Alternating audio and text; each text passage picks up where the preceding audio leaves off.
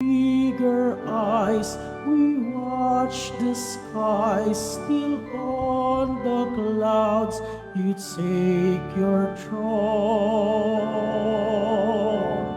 O come, divine Messiah, O Word of God and Mary's Son, we long to see your triumph when sin and death are done.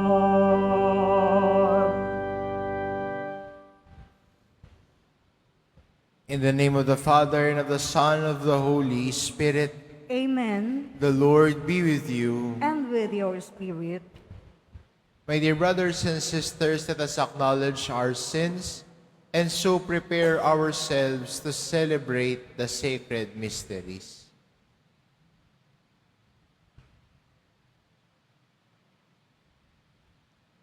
I confess To Almighty God, and to you, my brothers and sisters, that I have greatly sinned in my thoughts and in my words, in what I have done and in what I have failed to do, through my fault, through my grievous fault. Therefore, I ask Blessed Mary, ever Virgin, all the angels and saints, and you, my brothers and sisters, to pray for me to the Lord our God. May Almighty God have mercy on us, forgive us our sins, and bring us to everlasting life. Amen. Lord, have mercy. Lord have mercy. Christ, have mercy. Christ have mercy. Lord, have mercy. Lord have mercy. Let us pray.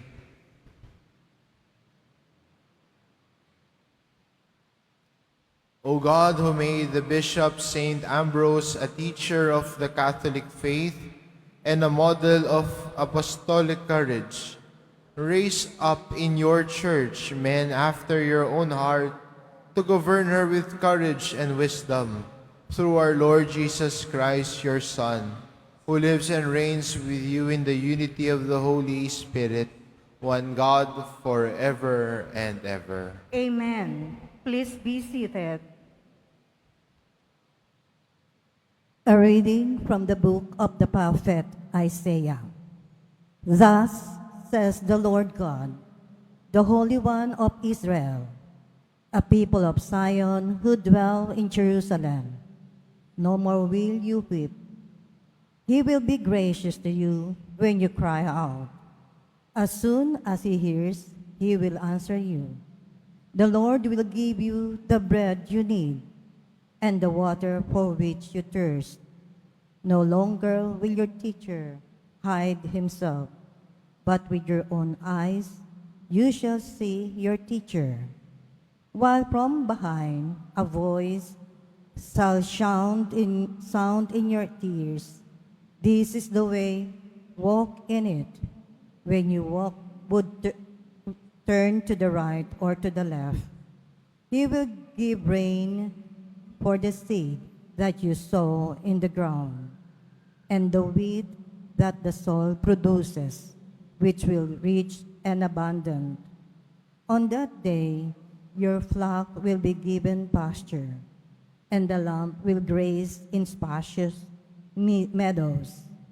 The oxen and the asses that till the ground will eat silage tossed to them, with shovel and pitchfork.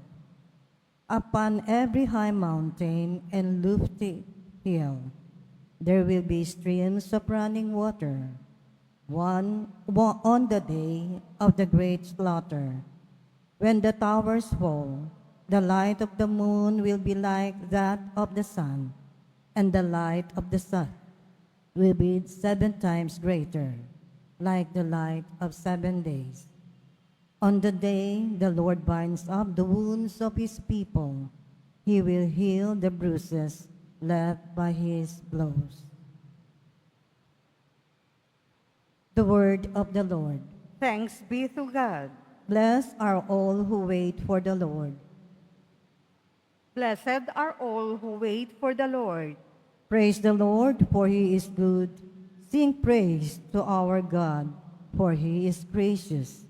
it is fitting to praise him. The Lord rebuilds Jerusalem, the dispersed of Israel he gathers. Blessed are all who wait for the Lord. He heals the brokenhearted and binds up their wounds. He tells the number of the stars. He calls each by name. Blessed are all who wait for the Lord. Great is our Lord and mighty in power. To his wisdom there is no limit. The Lord sustains the lowly. The wicked he casts to the ground. Blessed are all who wait for the Lord. Please all stand.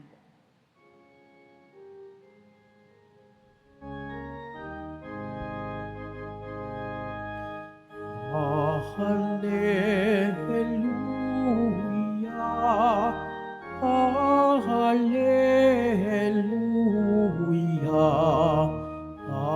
Hallelujah, Hallelujah.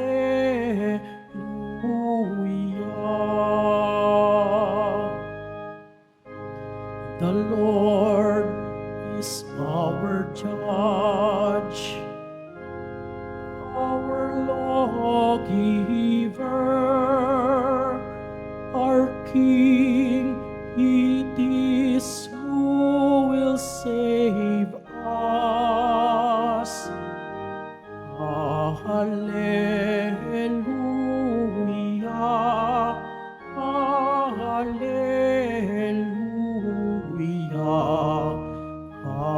Hallelujah, Hallelujah.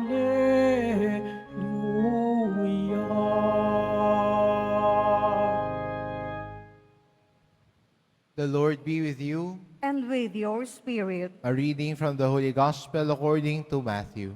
glory to you, O Lord. Jesus went around to all the towns and villages, teaching in their synagogues, proclaiming the gospel of the kingdom and curing every disease and illness. At the sight of the crowds, his heart was moved with pity for them, because they were troubled and abandoned, like sheep without a shepherd. Then he said to his disciples, "The harvest is abundant, but the laborers are few.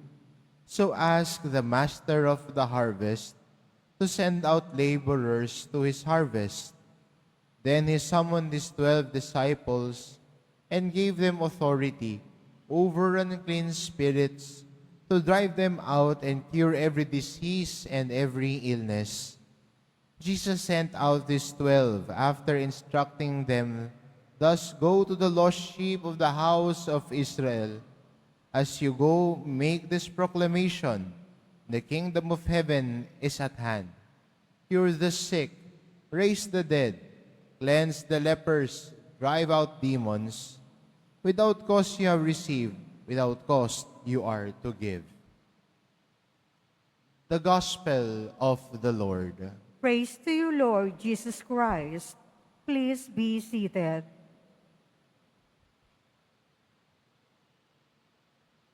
The harvest is abundant, but the laborers are few. This is what Jesus said upon noticing the crowd, that they were like sheep without a shepherd. A people abandoned, lost. And there is so much need for a shepherd. So much need of a guide to lead his people. And today we celebrate the feast of a shepherd of a community.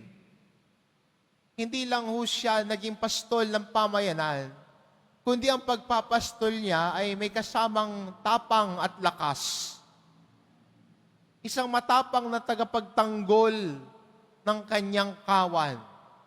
Today we celebrate the feast of Saint Ambrose of Milan.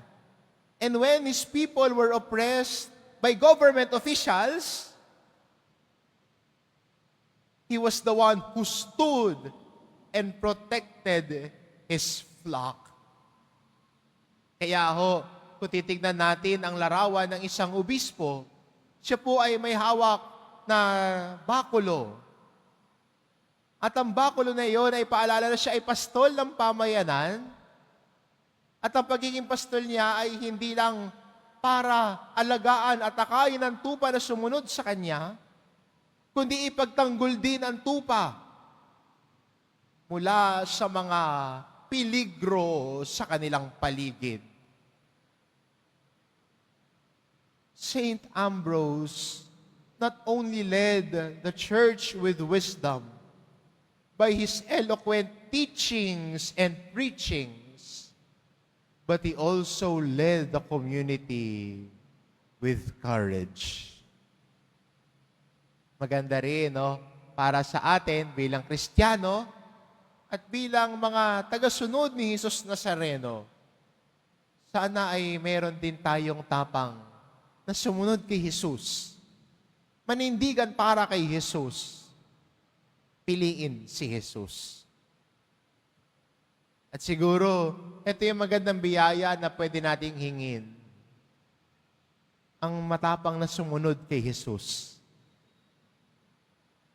Marahil kasi, maraming tayong takot para sumunod kay Jesus. Maraming nag-aalinlangan, maraming pagdadalawang isip. Iniisip, tatanggapin ba ako at mamahalin ba ako ni Jesus? Ang sagot doon, oo. Sa mga panahon na sinusubok ka sa pananampalataya mo, pagiging bukas sa tinig ng Diyos, hindi sa sariling kagustuhan. Ngayon ang tao na lumalago sa karunungan. Hindi yung sarili ko lang eh. Hindi sariling gusto ko lamang eh. At pag ang pamayanan, no, kahit ng panahon pa ni San Ambrosio, ang pinapairal nila yung gusto nila, hindi ang gusto ng Diyos, siya ang nagpapaalala sa komunidad niya na hindi ganoon. Etong gusto ng Diyos para sa atin. Eto kanyang pahayag. Etong aral na turo ni Jesus. Panagiging matigas din ang ulo ng pamayanan. Si San Ambrosio ay matapag na tagapagpaalala sa kanyang pamayanan.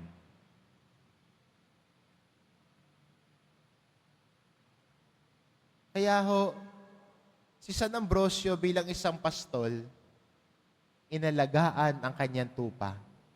Hindi lamang mula sa mga nagbabanta sa kanyang tupa, kundi tagapagpaalala din kung ang tupa niya ay lumilihis na. Maganda rin para sa atin, no, bilang mga Kristiyano, nakakain din ang bawat isa palapit kay Jesus. Hindi lang sa matapang na pagsasabuhay ng pananampalataya natin, kundi ganoon din ay tagapag-akay din ng kapwa natin. Tagapagpaalala din sa kapwa natin na pakinggan at sundan ang tinig ng Diyos. Hindi ang sarili nating kagustuhan. Hindi ang sarili nating iniisip. Hindi yung kung ano yung gusto natin. Kundi ano ang gusto ng Diyos para sa atin. At yan po umuugat ang tapang at karunungan na ibinahagi sa atin ni San Ambrosio. Maganda rin po, no, na sa Ebanghelyo din natin, pinapahayag ni Jesus na sagana ang ani. The harvest is abundant. At sa araw ding ito, ay nagpapasalamat din tayo. No, nung Huwebes ay si Reverend Richard, no, ay seminaristang dito naka-assign sa atin, ay naordinahan bilang isang diakono. Itong linggon to para sa ating pamayanan ay puno ng biyaya eh. Si Richard ay naordinahan na diakono. Siya ho ay na-assign dito sa atin mula ho nung Mayo. Si Reverend EJ ay naordinahan bilang pari. Siya ho ay na-assign dito mula December noong nakaraang noong 2022 hanggang January itong taong kasalukuyan nung siya ay naging diakono na.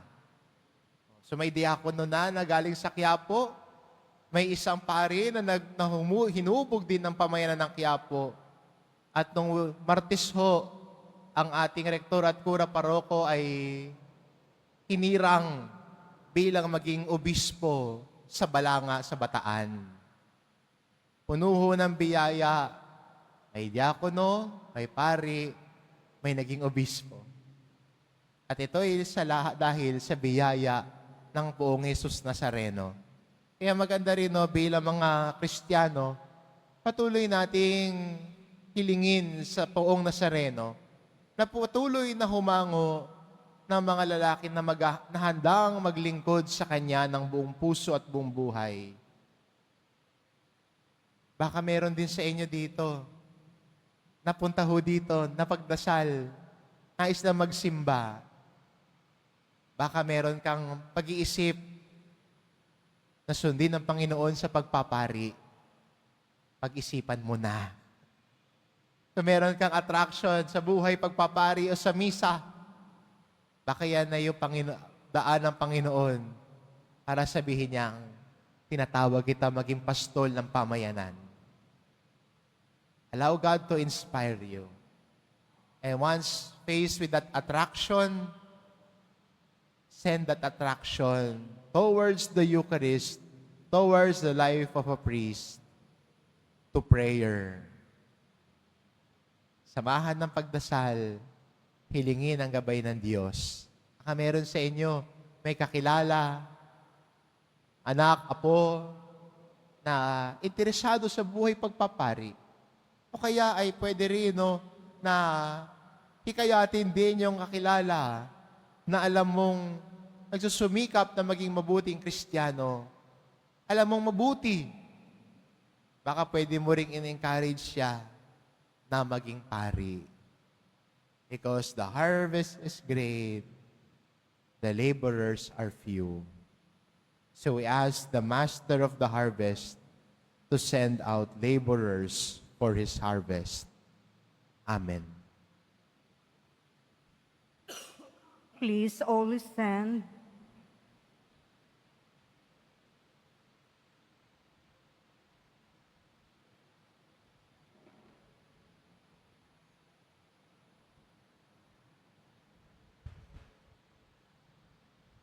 God the Father has invited us to be His ministers to spread the good news of salvation. We pray for the grace to recognize the dignity of our mission and the necessary strength to carry it out. As we pray, Lord, hear our prayer. Lord, hear our prayer. That the Pilgrim Church may inspire people to renew their lives by faithfully bearing witness to Christ in word and deed. Let us pray to the Lord. Lord, hear our prayer. That missionaries in foreign lands may be effective in bringing the gospel of salvation to all they meet by their witness of life. Let us pray to the Lord. Lord, hear our prayer. That parents may communicate their faith to their children by the holiness of their life. Let us pray to the Lord. Lord, hear our prayer. That the sick, the elderly, the handicapped, the lonely, and the brokenhearted may feel the love of Christ through the care of their families and friends. Let us pray to the Lord. Lord, hear our prayer. That those who have died may enjoy everlasting peace in God's presence. Let us pray to the Lord. Lord, hear our prayer. Heavenly Father, guide our faltering steps as we walk on your path. Help us in our struggle, encourage us in our doubts, comfort us in our pain. We ask this through Christ our Lord. Amen. Please be seated.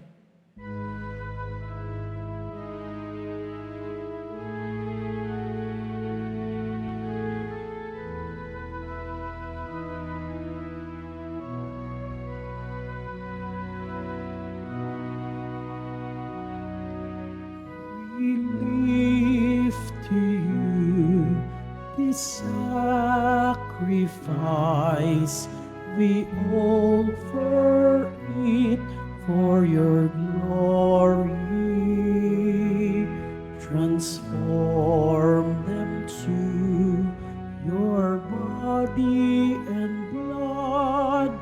the source of our salvation,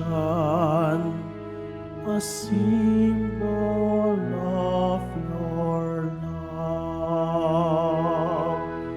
We lift to you this sacrifice, we offer it for your glory.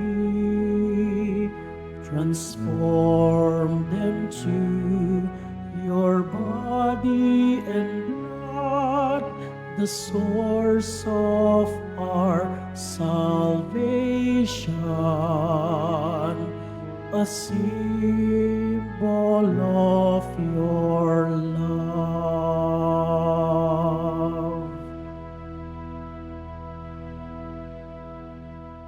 Please always stand. Pray, my brothers and sisters, that my sacrifice and yours may be acceptable to God the Almighty Father. May the Lord accept the sacrifice of your hands for the praise and glory of his name, for our good and the good of all his holy church. As we celebrate the divine mysteries, O Lord, we pray, may the Holy Spirit fill us with that light of faith by which He constantly enlightens Saint Ambrose for the spreading of your glory. Through Christ our Lord. Amen. The Lord be with you. And with your spirit, Lift up your hearts. we lift them up to the Lord. Let us give thanks to the Lord It- our God. It is right and just. It is truly right and just, our duty and our salvation, always and everywhere to give you thanks. Lord, Holy Father, Almighty and eternal God, for you are praised in the company of your saints. And in crowning their merits, you crown your own gifts. By their way of life, you offer us an example. By communion with them, you give us companionship. By their intercession, sure support, so that encouraged by so great a cloud of witnesses, we may run as victors in the race before us and win with them the imperishable crown of glory through Christ our Lord. And so with the angels and archangels, with the great multitudes of the saints, we sing the hymn of your praise as without end we acclaim. Holy, holy, holy Lord God of hosts, heaven and earth are full of your glory. Hosanna in the highest. Blessed is he who comes in the name of the Lord. Hosanna in the highest. Please all kneel.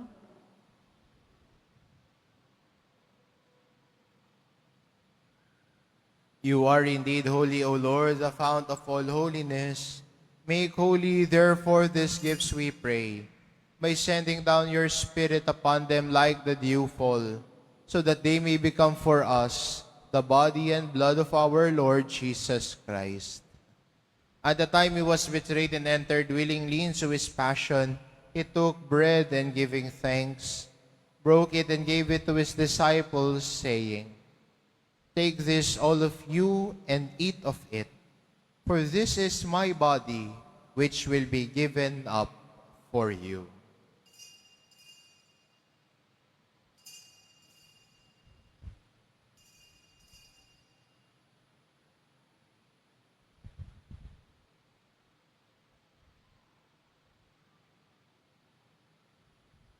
In a similar way, when supper was ended, he took the chalice, and once more giving thanks, he gave it to his disciples, saying, "Take this, all of you, and drink from it, for this is the chalice of my blood, the blood of the new and eternal covenant, which will be poured out for you and for many, for the forgiveness of sins.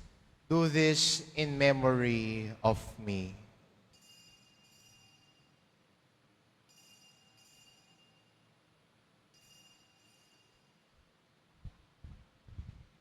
Please all stand. The mystery of faith. We proclaim your death, O Lord, and profess your resurrection until you come again. Therefore, as we celebrate the memorial of his death and resurrection, we offer you, Lord, the bread of life and the chalice of salvation, giving thanks that you have held us worthy to be in your presence and minister to you. Humbly we pray that partaking of the body and blood of Christ, we may be gathered into one by the Holy Spirit. Remember, Lord, your church spread throughout the world and bring her to the fullness of charity, together with Francis, our Pope, and Hosea, our Bishop, and all the clergy. Remember also our brothers and sisters who have fallen asleep in the hope of the resurrection, and all who have died in your mercy. Welcome them into the light of your face. Have mercy on us all, we pray, that with the Blessed Virgin Mary, Mother of God, with Blessed Joseph, her spouse, with the blessed apostles and all the saints who have pleased you throughout the ages, we may merit to be co-heirs to eternal life and pray, praise, and glorify you through your Son, Jesus Christ.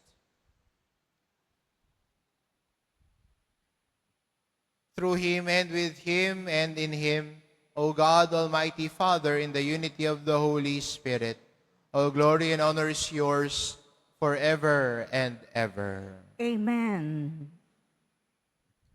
At the Savior's command, informed by divine teaching, we dare to say, Our Father, who art in heaven, hallowed be thy name. Thy kingdom come, thy will be done on earth as it is in heaven. Give us this day our daily bread, and forgive us our trespasses, as we forgive those who trespass against us. And lead us not into temptation, but deliver us from evil. Deliver us, Lord, we pray, from every evil. Graciously grant peace in our days, that by the help of your mercy we may be always free from sin and safe from all distress, as we await the blessed hope and the coming of our Savior, Jesus Christ. For the kingdom, the power, and the glory are yours, now and forever. Lord Jesus Christ, who said to your apostles, peace I leave you, my peace I give you. Look not on our sins, but on the faith of your church, and graciously grant her peace and unity, in accordance with your will, who live and reign forever and ever. Amen. The peace of the Lord be with you always. And with your spirit, Let us offer each other the sign of peace. peace be with you. Lamb of God, who take away the sins of the Lord, have mercy on us. Lamb of God, you take away the sins of the world, have mercy on us. Lamb of God, you take away the sins of the world, grant us peace. Please all kneel. Behold the Lamb of God, behold him who takes away the sins of the world. Blessed are those called to the supper of the Lamb. Lord, I am not worthy that you should enter under my roof, but only say the word, and my soul shall be healed.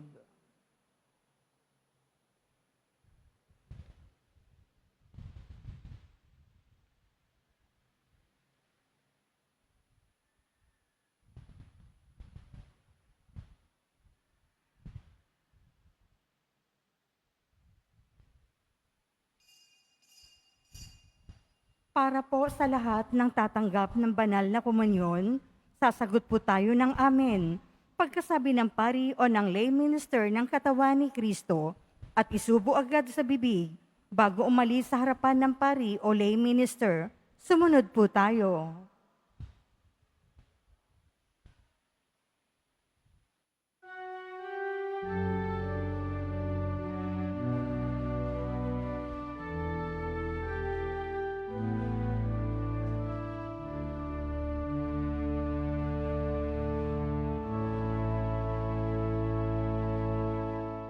Come, O Lord, visit us in peace, that we may rejoice before you with a blameless blameless heart, and to you we lift up our soul.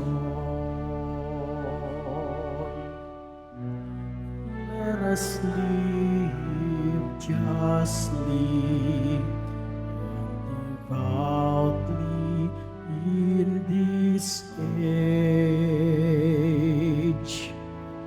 as we await the blessed hope and the glory of our great God. Come, O Lord, visit us in peace, that we may rejoice before you with a blameless heart, and to you we lift up our soul.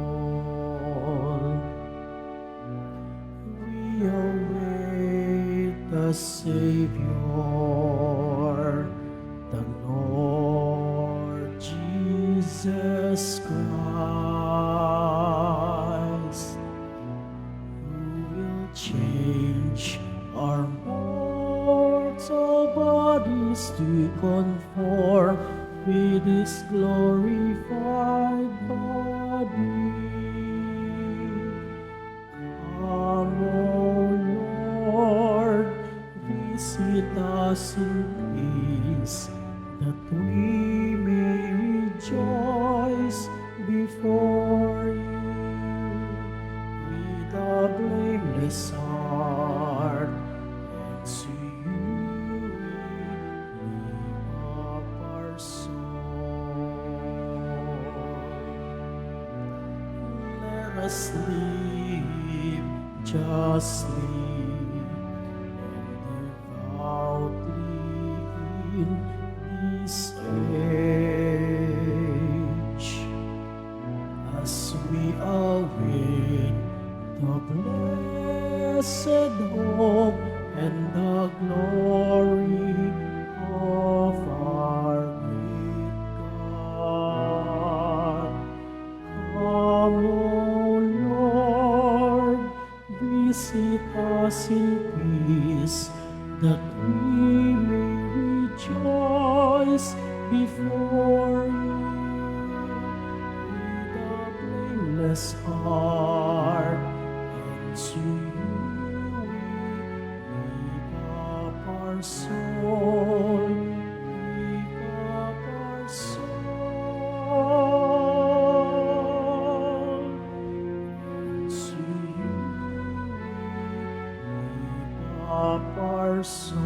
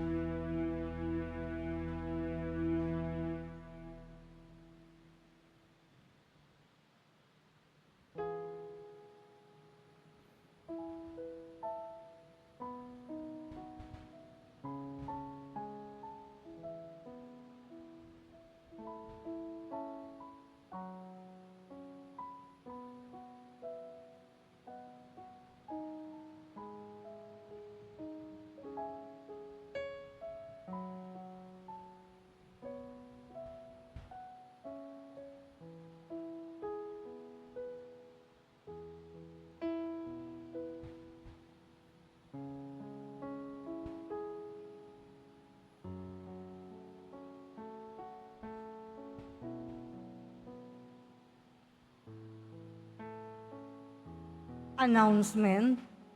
Inihahandog po ng programang Home Base Plus ang mga kwento ng himala ng poong Jesus Nazareno. Ito po ay mga dokumentaryo sa mga buhay na binago ng ating Nuestro Padre Jesus Nazareno.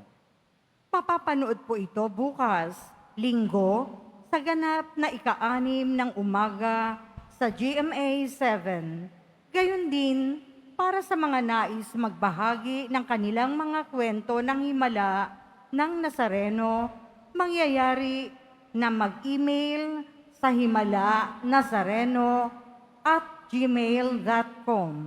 Inaanyayahan po ang lahat na sumubaybay.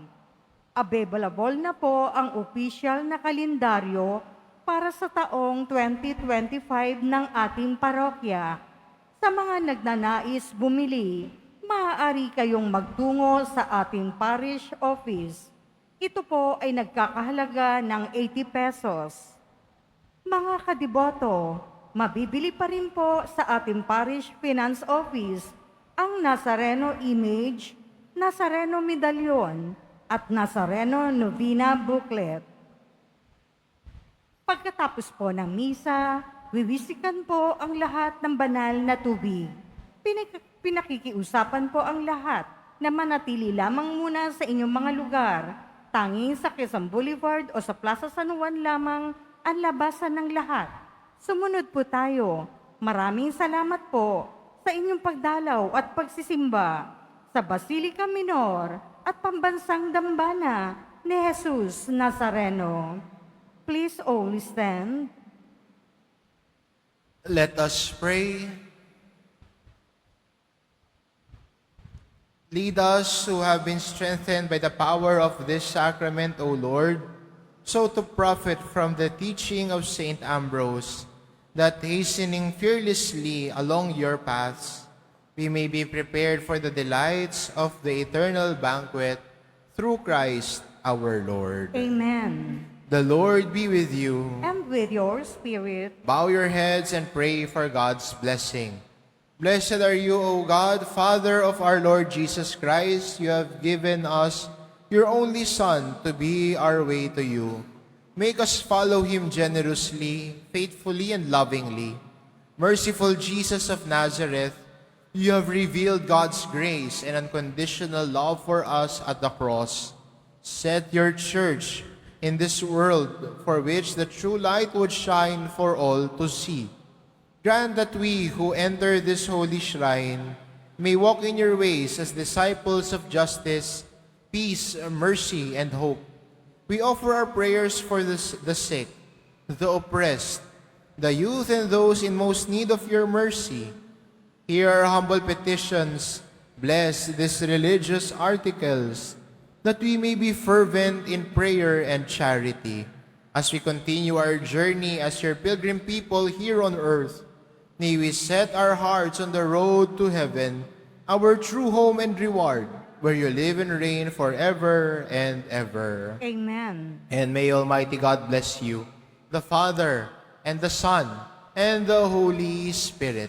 Amen. The Mass is ended. Go in peace. Thanks be to God.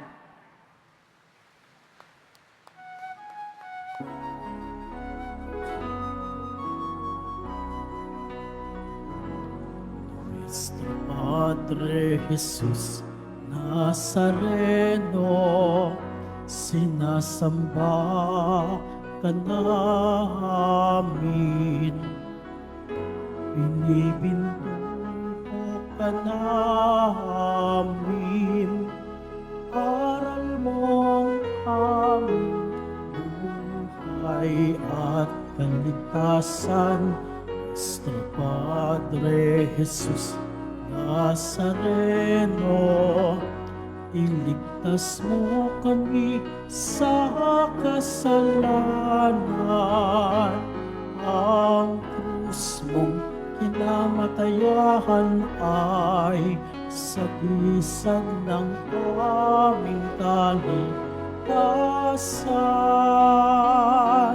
Nuestro Padre Jesus Nazareno, inarangal ka namin. Nuestro Padre Jesus Nazareno, niluwalhati ka namin. Nuestro Padre Jesus Nazareno, inarangal ka namin. Nuestro Padre Jesus Nazareno, niluwalhati ka namin.